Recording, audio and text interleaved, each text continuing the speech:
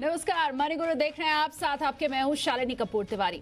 हम सभी अपने रिटायरमेंट के लिए निवेश जरूर करते हैं। सैलरीड क्लास की सैलरी से पीएफ कटता है और इसमें से कई लोगों की पसंद एनपीएस खाता भी है। कई लोग अतिरिक्त टैक्स छूट के लिए भी एनपीएस में निवेश करते हैं। अब सवाल यह है कि ईपीएफ बेहतर है या फिर एनपीएस? कहां निवेश से आप अपने रिटायरमेंट को न सिर्फ ज्यादा सुरक्षित बना सकते हैं बल्कि बेहतर रिटर्न भी आपको मिलेगा। तो आपके इन्हीं सवालों का आज हम जवाब देने की कोशिश करेंगे। आपको बताएंगे कि आखिरकार इन दोनों खातों में क्या फर्क है और आपको कहां निवेश करना चाहिए। और हमारी इस कोशिश में आज हमारा साथ देंगे बजाज कैपिटल के कॉर्पोरेट अफेयर्स मामलों के ग्रुप डायरेक्टर अनिल चोपड़ा। बहुत स्वागत है सर शो में आपका। धन्यवाद शालिनी। अनिल जी, हम डिटेल में इसके ऊपर चर्चा करेंगे कि इन दोनों खातों में फर्क क्या है। कई व्यूवर्स ऐसे हैं जो हमें सवाल भेजते हैं और ये जानना चाहते हैं कि दरअसल ये दोनों ही चूंकि एक तरह से डेट इंस्ट्रूमेंट हैं, करीब करीब आपको पता होता है कि अंत में कितना कॉर्पस आपके हाथ में आएगा, तो कंफ्यूजन लोगों के बीच में रहता है कि मैं कहाँ निवेश करूं, स्पेशली सैलरीड क्लास। तो डिटेल में हम इसके ऊपर चर्चा करेंगे, लेकिन शुरुआत में करना चाहूंगी, पिछले बजट में हमने देखा था कुछ तब्दीली की गई थी। एनपीएस खाता अगर आपके पास है और आप चाहते हैं कि ईपीएफ के खाते की रकम आप वहां ट्रांसफर कर दें, तो अब ये पॉसिबल है, जो कि पहले नहीं हो सकता था। डिटेल में इसके बारे में बताएं, क्या है ये और किस तरह से ये पॉसिबल होगा।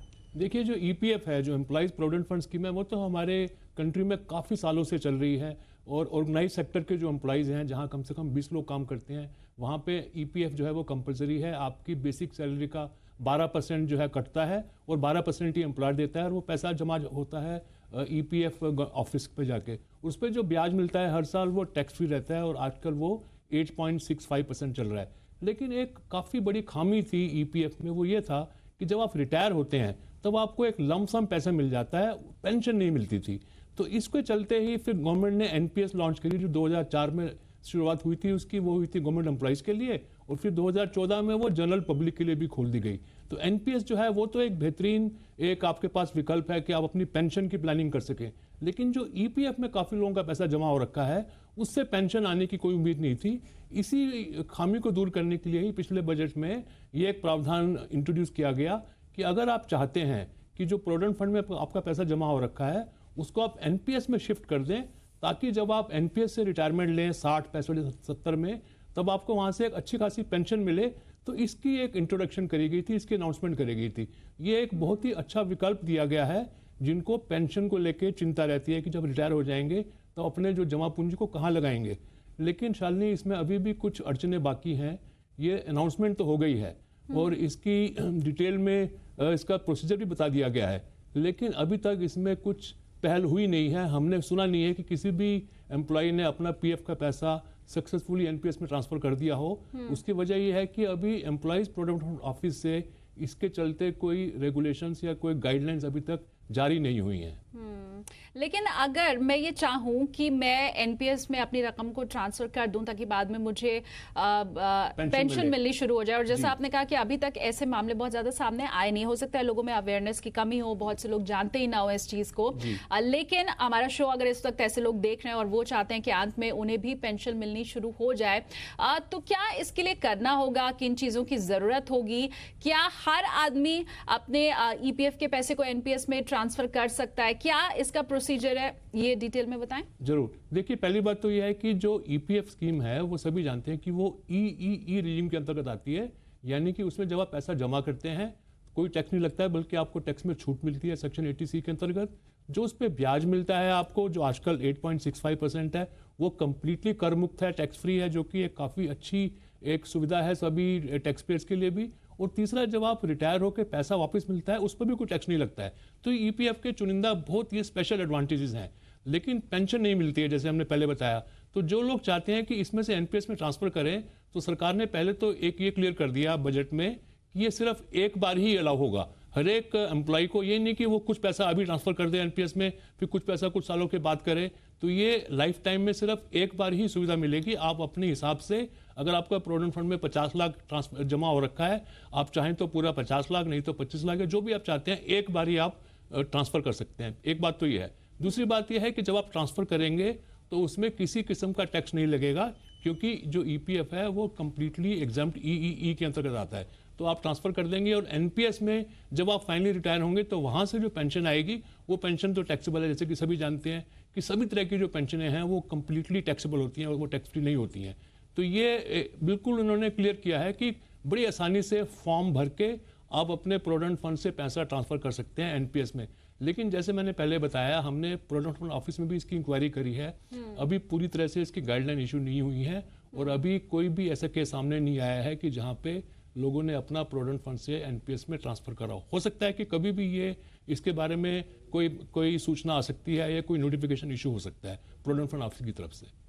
चलिए, तो अभी तक ऐसा मामला कोई आया तो नहीं है सामने, लेकिन हमारी यही कोशिश रहती है हमेशा अनिल जी कि हम लोगों को और ज़्यादा जागरूक करें अगर उनके अंदर अवेयरनेस की कमी है। और जैसा आपने बोला भी शुरू में कि बहुत से ऐसे लोग हैं जिन्हें पेंशन नहीं मिल पाती और स्पेशली उनके लिए ही ये नई घोषणा की गई थी गवर्नमेंट की तरफ से। अब मुझे ये बताइए आप, अगर मैं आपके विचार यहाँ पर जानना चाहूँ, ये पॉसिबल हो जाए, ऐसे लोग सामने आए जो कहें कि नहीं हम चाहते हैं कि हमारा ईपीएफ का पैसा जाए एनपीएस में, तो क्या आपकी राय होगी? आपके मानते हैं कि ये एक रेगुलर पेंशन का एक जरिया होना चाहिए, या एक आम आदमी जो पेंशन लेना चाहता है आपके मुताबिक क्या वो अपने ईपीएफ के पैसे को डाले एनपीएस में? जी, देखिए काफ़ी अच्छा प्रश्न है और हमारे काफ़ी क्लाइंट्स भी ये पूछते हैं हमसे। पहली बात तो ये बता दें कि हम दोनों को लेटेस्ट कंपेयर कि ईपीएफ क्या है और एनपीएस क्या है। आपने शुरू में बोला कि दोनों डेट इंस्ट्रूमेंट्स हैं, वहाँ थोड़ा सा हम करेक्शन करना चाहेंगे कि जो ईपीएफ है वो तो ऑलमोस्ट कंप्लीटली एक डेट इंस्ट्रूमेंट है, क्योंकि उसका जो पैसा है वो गवर्नमेंट सिक्योरिटीज या गवर्नमेंट बॉन्ड्स में लगता है, जबकि सरकार ने उसमें भी एक प्रावधान कर रखा है कि आप 10 से 15% तक इक्विटी में निवेश कर सकते हैं, लेकिन अभी भी उसमें 10% की मैक्सिमम लिमिट है और बहुत कम पैसा ही इक्विटी में गया है, क्योंकि लोगों को लगता है कि इक्विटी में थोड़ा सा वॉलेटिलिटी रहती है तो रिस्क रहता है। जबकि जहां तक एनपीएस का सवाल है, वहां पे आपकी जो एसेट एलोकेशन है वो इक्विटी में ज़्यादा रहती है, 50% तक इक्विटी में निवेश हो सकता है एनपीएस में। इवन डिफॉल्ट ऑप्शन में भी जैसे जैसे आपकी एज बढ़ती है इक्विटी में कम होता जाता है, लेकिन इक्विटी में रहता है। तो उस हिसाब से जो एनपीएस की रिटर्न्स हैं वो थोड़ी सी बेहतर रहती हैं प्रोविडेंट फंड के मुकाबले में, क्योंकि वहाँ पे आपको इक्विटी मार्केट्स की जो सुपीरियर रिटर्न्स हैं उसका भी बेनिफिट मिलता है। लेकिन रही बात इन दोनों को कंपेयर करने की, तो शालिनी हम यहाँ पे ये कहना चाहेंगे कि ये दोनों स्कीमें ऐसे ही हैं कि जैसे एक सेब है और एक अनार है, दोनों ही आपकी सेहत के लिए बेहतर हैं। आप चुने मत कि ये लें या वो लें, आप दोनों का ही बेनिफिट उठाएं। और हमारी सलाह ये रहेगी कि अगर आपके पास ईपीएफ है तो आप एनपीएस भी स्टार्ट कर सकते हैं। याद रहे कि जो एनपीएस है वो कोई भी इंसान खोल सकता है हिंदुस्तान में 18 साल से 60 साल की उम्र के बीच का, चाहे वो सैलरीड है, चाहे वो बिजनेसमैन है, चाहे वो सेल्फ एम्प्लॉयड है, चाहे वो आर्किटेक्ट है, डॉक्टर है। जबकि जो ईपीएफ है वो सुविधा सिर्फ उन्हीं लोगों को मिलती है जो कि ऑर्गेनाइज सेक्टर में एम्प्लॉयज हैं, यानी कि जो नौकरी पेशा इंसान है। लेकिन जो ईपीएफ वाले हैं वो भी एनपीएस खोल सकते हैं, जबकि जो एनपीएस वाले हैं वो जरूरी नहीं कि वो ईपीएफ भी खोल सकें, क्योंकि वो उन्हीं को ही सुविधा उपलब्ध है जो कि कहीं नौकरी करते हैं।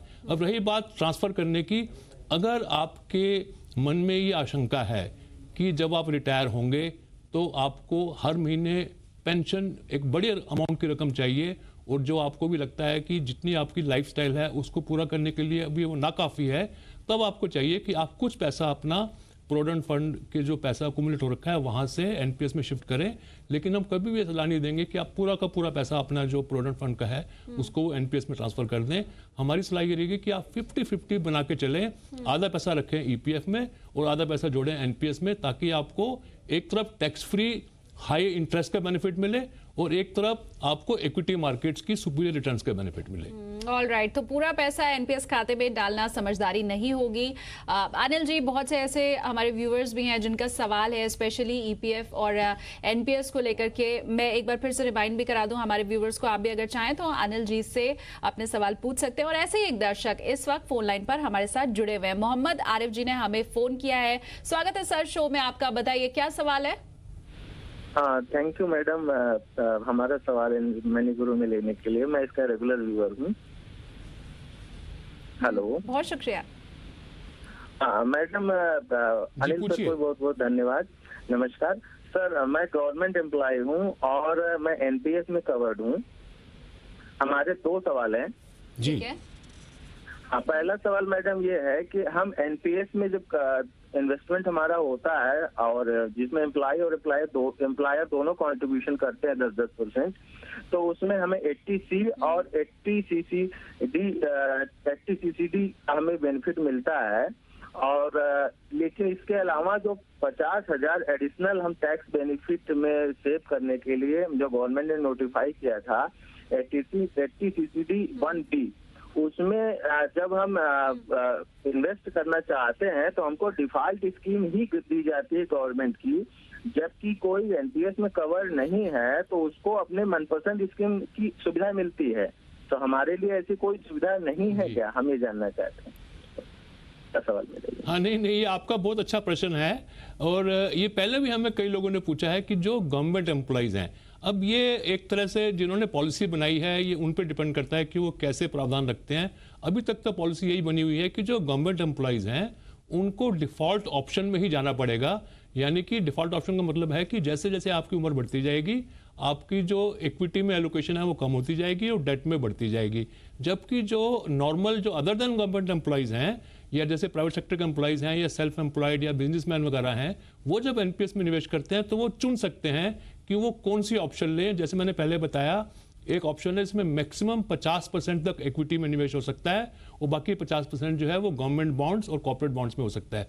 तो अभी तक तो सरकार ने यही रूल बनाया हुआ है कि जो गवर्नमेंट एम्प्लॉइज हैं उनको अपनी एसेट एलोकेशन चुनने की अनुमति नहीं है, उनको डिफॉल्ट ऑप्शन में ही जाना पड़ेगा। ये अगर वो सुन रहे हैं प्रोग्राम, पॉलिसी बनाने वाले इसमें अगर कोई बदलाव करते हैं तो ये बड़ी खुशी की बात होगी। EPF versus NPS. स्वागत है ब्रेक के बाद एक बार फिर से आपका मनी गुरु में। आज चर्चा हम इसी बात के ऊपर कर रहे हैं कि इन दोनों ही खातों में कौन सा खाता आपके लिए ज्यादा बेनिफिट वाला हो सकता है और कहां आपको ज्यादा मुनाफा मिलेगा। हमारे साथ लगातार बने हुए हैं अनिल चोपड़ा जी। और अनिल जी, कोई भी व्यक्ति जब कहीं निवेश करता है, गोल चाहे जो भी हो, एक चीज वो चाहता है बेहतर उसे रिटर्न मिल सके, उसका पैसा सुरक्षित रह सके। ईपीएफ और एनपीएस इन दोनों को अगर मैं रिटर्न के मामले में समझना चाहूं तो कहां, अगर पिछले कुछ वक्त का हम डेटा देखें, एनपीएस में कितना रिटर्न किसे मिल पा रहा है, उसी तरह से ईपीएफ की अगर मैं बात करूं तो कितना रिटर्न अभी मिल रहा है, कितना प्रतिशत ब्याज यहां पर है? देखिए, दोनों जो स्कीमें हैं ये रिटायरमेंट प्लानिंग के टूल्स हैं और रिटायरमेंट प्लानिंग आप सब समझ सकते हैं कि अगर कोई 25, 30, 35, 40 साल का है तो रिटायरमेंट 58, 60, 62 पे होनी है। तो ये एक लॉन्ग टर्म प्लानिंग होती है और लॉन्ग टर्म जब आप प्लानिंग करते हैं तो उसमें जो इक्विटी मार्केट्स की जो रिटर्न्स हैं वो तकरीबन सुपीरियर रिटर्न देने के काबिल हो जाती हैं। इसी के चलते ही अगर हम रिटर्न्स को कंपेयर करें एनपीएस को और ईपीएफ को, तो एनपीएस की जो रिटर्न्स हैं वो लॉन्ग टर्म में बेहतर रही हैं अगर हम ईपीएफ से कंपेयर करें। लेकिन अगर हम सिर्फ एक साल की रिटर्न देखेंगे तो हम सब जानते हैं कि कई बार एक साल में इक्विटी मार्केट जो है वो थोड़ी नेगेटिव हो जाती हैं और उसके चलते रिटर्न्स कम हो जाती हैं। लेकिन अगर हम लॉन्ग टर्म रिटर्न्स को कंपेयर करें तो यहाँ बता देते हैं कि जो प्रोविडेंट फंड है उस पर जो ब्याज मिलता है, ये याद रहे कि उस पर ब्याज मिलता है जबकि एनपीएस पे रिटर्न्स मिलती हैं। दोनों में फर्क है। जो ब्याज है वो एक फिक्स्ड अमाउंट सभी को सेम मिलता है, जबकि एनपीएस में डिफरेंट ऑप्शंस हैं इक्विटी और गवर्नमेंट बॉन्ड्स और कॉर्पोरेट बॉन्ड्स की। डिपेंडिंग अपॉन कि आपने कौन सा ऑप्शन लिया है उसके चलते आपकी रिटर्न्स डिफरेंट हो सकती हैं। जहाँ तक प्रोविडेंट फंड का सवाल है, आजकल जो ब्याज मिल रहा है उस पर वो कर मुक्त है। 8.65 जो लास्ट था, इसके पहले भी 8.5, 8.25, 8.35, 8.40, 9, उसके पहले 10% भी पीछे मिलता रहा है 10-12 साल पहले। लेकिन अगर हम बात करें एनपीएस की, ये स्कीम एक तो स्टार्ट ही 2004 में हुई और उसके बाद इसकी पॉपुलैरिटी बढ़ी 2014 में, जबकि ये जनरल पब्लिक के लिए खोली गई। अगर हम 2014 से अभी तक 5 साल की रिटर्न पे निगाह डालें तो जो इक्विटी का जो पोर्शन है उस पर 13% की रिटर्न आई है, जो कि आप सब समझ सकते हैं कि काफ़ी बेटर है प्रोविडेंट फंड की 8-9% से। इवन जो वहाँ पे गवर्नमेंट बॉन्ड्स हैं उसकी रिटर्न भी 11% आई है और कॉर्पोरेट बॉन्ड्स की रिटर्न भी 10% आई है। तो अगर हम इन सब चीज़ों को मिला के कंपेयर करें तो एनपीएस जो है वो ईपीएफ को बीट करती है over a long period in terms of returns. और बाद में क्योंकि उसमें पेंशन का भी प्रावधान है तो वो एक बेहतर विकल्प बनता है। लेकिन जैसे हमने पहले बताया कि हर एक इंसान को डेट और इक्विटी में एक बैलेंस बना के चलना चाहिए, इसलिए आप 50-50% दोहरा देते हैं यहाँ पे अपना पैसा, अपनी जमा पूंजी रिटायरमेंट की प्रोविडेंट फंड और एनपीएस में बराबर बांट के चलें। और अनिल जी, एक सवाल हमारे पास मेल में आया है, उसे भी शामिल कर लेते हैं। अजय जैन ने सवाल पूछा है, कह रहे हैं ये कि इनकी उम्र 55 साल है, सरकारी कर्मचारी ये हैं, एम्प्लॉयर इनकी सैलरी से पीएफ डिडक्ट करता ही है। पिछले साल इन्होंने एनपीएस अकाउंट अपना खोला, अब ये एनपीएस के ऊपर मिलने वाले टैक्स बेनिफिट को समझना चाहते हैं। पूछ रहे हैं ये कि एटीसीसी और एटीसीसीडी के तहत क्या ये टैक्स बेनिफिट ले सकते हैं? हाँ देखिए, ये थोड़ा सा स्कूल देके कुछ लोगों को कन्फ्यूजन रहता है। हम यहाँ पे इस प्रोग्राम के जरिए सबको क्लियर करना चाहते हैं कि इनके टैक्स बेनिफिट्स क्या हैं। जहाँ तक ईपीएफ की बात है वो तो बिल्कुल सिंपल है कि जो उस पर ब्याज मिलता है वो 100% टैक्स फ्री होता है, उसमें कोई अपर लिमिट नहीं होती है। लेकिन एक चीज़ याद रहे कि प्रोविडेंट फंड में आप जो पैसा जमा कर सकते हैं वो आपकी बेसिक सैलरी का 12% या फिर जो आपकी बेसिक सैलरी में अगर आप वॉलंटरी एक्स्ट्रा देना चाहते हैं तो वो भी कर सकते हैं, जिसको हम वीपीएफ बोलते हैं। लेकिन वो भी आपकी बेसिक सैलरी का 100% से ज़्यादा नहीं जा सकता है, यानी कि एक उसमें अपर लिमिट है। लेकिन एनपीएस में ऐसी कोई अपर लिमिट नहीं है। एनपीएस में आप चाहें तो 5 लाख, 10 लाख, 15 लाख, जो भी आपकी क्षमता है आप उसमें पैसा जोड़ सकते हैं। ये तो रही बात कि कितना आप निवेश कर सकते हैं। एनपीएस में ज़्यादा कर सकते हैं, प्रोविडेंट फंड में एक लिमिट है आपकी बेसिक सैलरी के मैक्सिमम 100% की। अब बात आती है रिटर्न्स की और उनकी टैक्सेबिलिटी की। जैसे मैंने पहले बताया कि जो प्रोविडेंट फंड पे ब्याज है वो तो कम्प्लीटली टैक्स फ्री है, लेकिन जो एनपीएस है उस पर जो आप निवेश कर रहे हैं उसमें आपको 3 तरह के बेनिफिट मिलते हैं। पहला तो सेम है जो कि प्रोविडेंट फंड का भी है, सेक्शन 80C।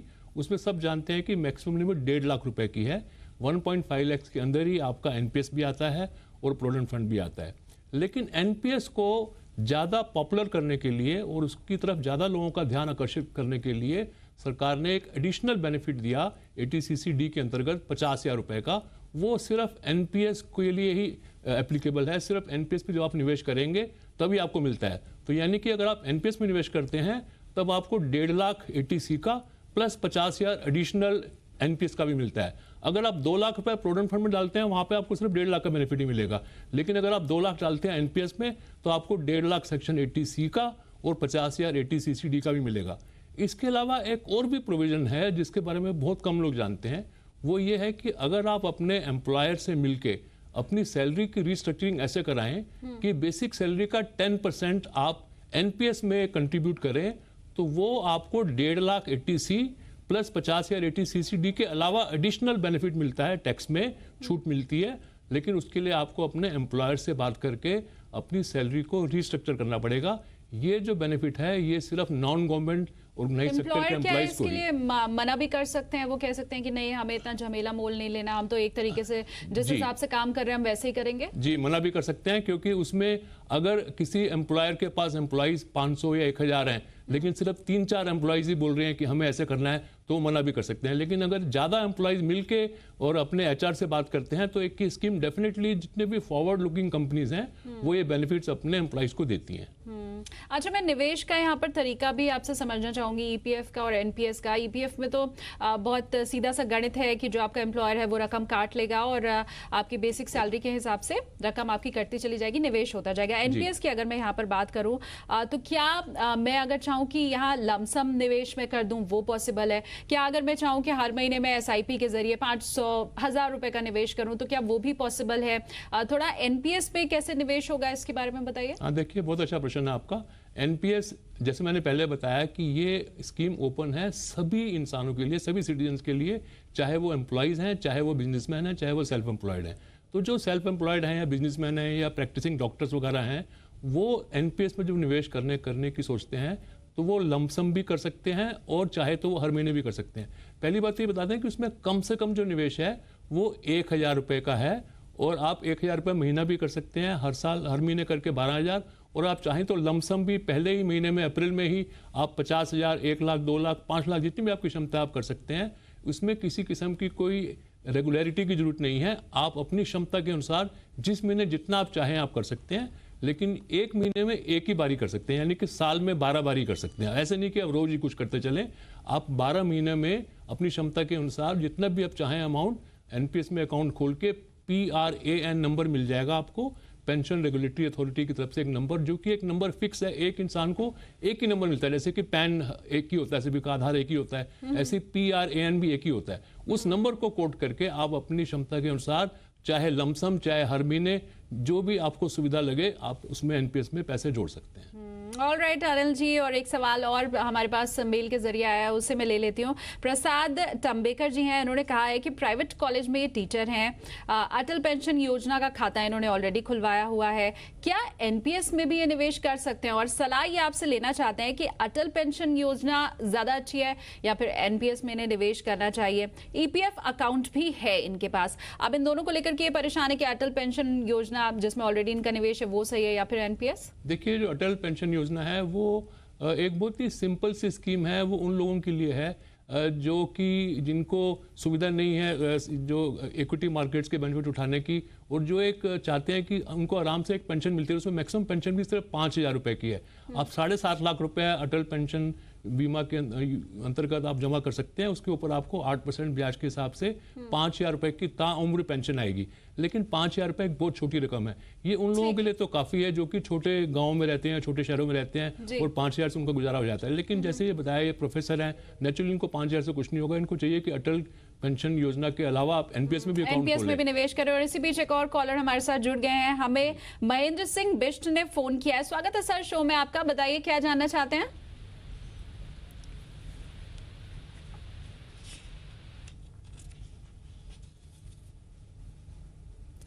चलिए, कुछ तकनीकी गड़बड़ी के चलते महेंद्र जी से बात नहीं हो पा रही है। बहुत समय हमारे पास नहीं है अनिल जी, थोड़ा सा समय है। चलते चलते बहुत शॉर्ट में मैं आपसे कमेंट लेना चाहूंगी, एनपीएस या ईपीएफ?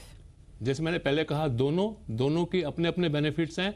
अगर आप सिर्फ एक को चुनेंगी तो दूसरे के जो बेनिफिट्स है उससे आप महरूम रह जाएंगी, उसकी आपको कमी खलेगी। और एक में इक्विटी मार्केट्स के सुपीरियर बेनिफिट्स हैं और एक में टैक्स फ्री इंटरेस्ट का बेनिफिट है।